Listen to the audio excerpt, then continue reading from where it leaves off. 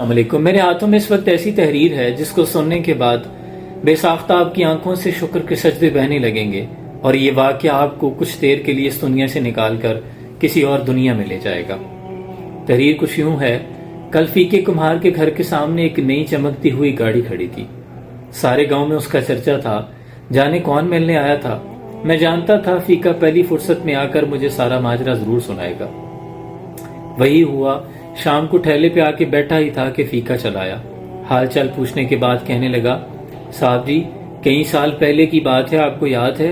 ماسی نورا ہوتی تھی، وہ جو بھٹی پہ دانے بھونا کرتی تھی، جس کا ایک کو ایک پتر تھا وقار۔ میں نے کہا، ہاں یار، اپنے گاؤں کے لوگوں کو کیسے بھول سکتا ہوں۔ اللہ آپ کا بھلا کرے صاحب جی۔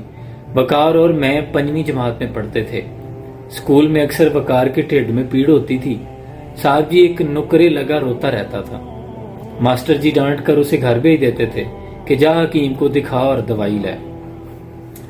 ایک دن میں ادھی چھٹی کے وقت وقار کے پاس آ بیٹھا۔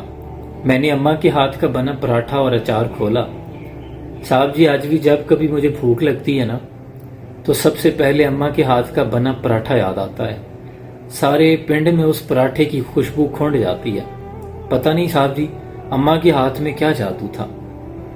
صاحب جی وقار نے پراٹھے کی طرف دیکھا، نظر پھیر لی۔ اس ایک نظر نے اس کی ٹھڈ پیڑ کے سارے راز کھول دیے۔ میں نے زندگی میں پہلی بار کسی ایک کی آنکھوں میں آندروں کو بھوک سے بلکتے دیکھا۔ آندروں یعنی آنتے۔ صاحب جی وقار کی فاقوں سے لوسی آندریں آنسوؤں کے ساتھ ہاتھ جوڑے بیٹھی تھی، جیسے کہتی ہوں ایک اتھرو بھی گرا تو بھرم ٹوٹ جائے گا۔ وقار کا بھرم ٹوٹنے سے پہلے ہی میں نے اس کی منتیں کر کے اس کو کھانے میں اپنے ساتھ ملا لیا۔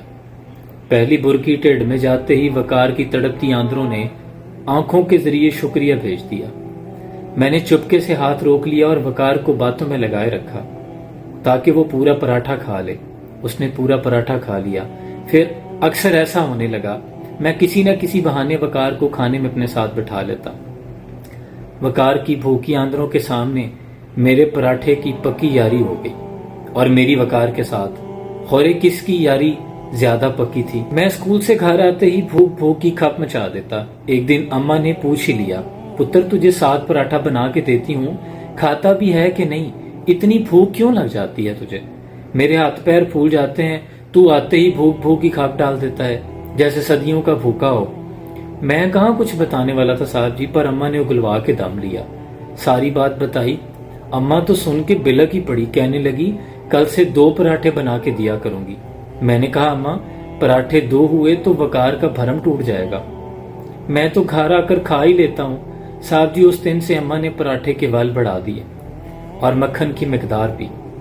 کہنے لگی وہ بھی میرے جیسی ماں کا پتر ہے، ممتا تو وکری وکری نہیں ہوتی فیقے، مائیں وکھو وک ہوتی ہیں کیا؟ میں سوچ میں پڑ گیا۔ 5ویں جماعت میں پڑھنے والے فیقے کو بھرم رکھنے کا پتہ تھا۔ بھرم جو ذات کا مان ہوتا ہے، اگر ایک بار بھرم ٹوٹ جائے تو بندہ بھی ٹوٹ جاتا ہے۔ ساری زندگی اپنی ہی کرشنیاں اکٹھے کرنے میں گزر جاتی ہیں اور بندہ پھر کبھی نہیں جڑ پاتا۔ فیقے کو 5ویں جماعت سے ہی بھرم رکھنے آتے تھے، اس سے آگے تو وہ پڑھ ہی نہیں سکا تھا، اور میں پڑھا لکھا اعلیٰ تعلیم یافتہ، مجھے کسی سکول نے بھرم رکھنا سکھایا ہی نہیں تھا۔ صاحب جی اس کے بعد اماں بہانے بہانے سے وقار کے گھر جانے لگی۔ دیکھ نورا ساگ بنایا ہے، چکھ کر بتا بھلا کیسا بنا ہے۔ وقار کی اماں کو پتہ بھی نہ چلتا اور ان کا ایک ڈنگ ٹپ جاتا تھا۔ صاحب جی وقار کو پڑھنے کا بہت شوق تھا۔ پھر اماں نے مامے سے کہہ کر ماسی نورا کو شہر میں کسی کے گھر کام پر لگوا دیا۔ تنخواہ وقار کی پڑھائی اور 2 وقت کی روٹی طے ہوئی۔ اماں کی زندگی تک ماسی نورا سے رابطہ رہا، لیکن اماں کے چلے جانے کے بعد چند ماہ بعد ہی ماسی بھی گزر گئی۔ اس کے بعد رابطہ کٹ گیا۔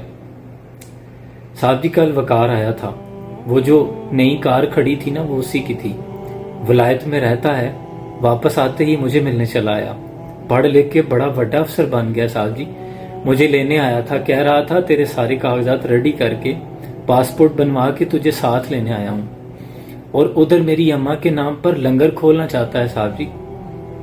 صاحب جی میں نے حیران ہو کر وقار سے پوچھا، یار لوگ سکول بنواتے ہیں، اسپتال بنواتے ہیں، تو لنگر ہی کیوں کھولنا چاہتا ہے، اور وہ بھی میری اماں کے نام پر؟ کہنے لگا فیقے भूख बड़ी जालिम चीज है, चोर डाकू बना देती है, खाली पेट पढ़ाई नहीं होती, टेढ़ पीढ़ से जान निकलती है। और तेरे से ज्यादा इस बात को कौन जानता है फीके, सारे आंखें पढ़ने वाले नहीं होते और ना ही तेरे वर्गे भरम रखने वाले। फिर कहने लगा, यार फीके तुझे एक बात बताऊं, झलिया मैं सब जानता था। चंद दिनों के बाद जब पराठे के वाल बढ़ गए थे और मक्खन भी, आधा पराठा खाकर ही मेरा पेट भर जाता था। अम्मा को हम दोनों में से किसी का भी भूखा रहना मंजूर नहीं था फीके। वकार फूट फूट कर रो रहा था। अम्मा यहां भी बाजी ले गई साहब जी, और मैं भी इसी सोच में डूब गया कि लूसती आंदरों पर पराठे की यारी ज्यादा पक्की थी, फीके और वकार की यारी से भी ज्यादा। भरम की बुनियाद पर कायम होने वाले रिश्ते कभी टूटा नहीं करते। फीका कह रहा था, मुझे अम्मा की वो बात आज भी याद है साहब जी। उसने कहा था, ममताएं तो वखरी वखरी नहीं होती फीके, माएं वक्खो वक होती हैं भला क्या। याद रखें, भरम ही है जिनसे रिश्ते और दोस्तियां कायम रहती हैं। अपने अतराफ लोगों के चेहरों पर दर्द के उन्वान पढ़ना सीख लें, ये बहुत बड़ी डिग्री है।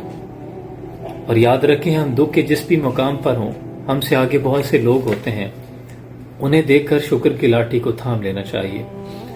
और जब आपकी जिंदगी में अंधेरे भरने लगें तो चुपके से किसी प्यासे दिए में तेल भर आया करें, देखना रोशनियां कैसे आपके पीछे चली आएंगी।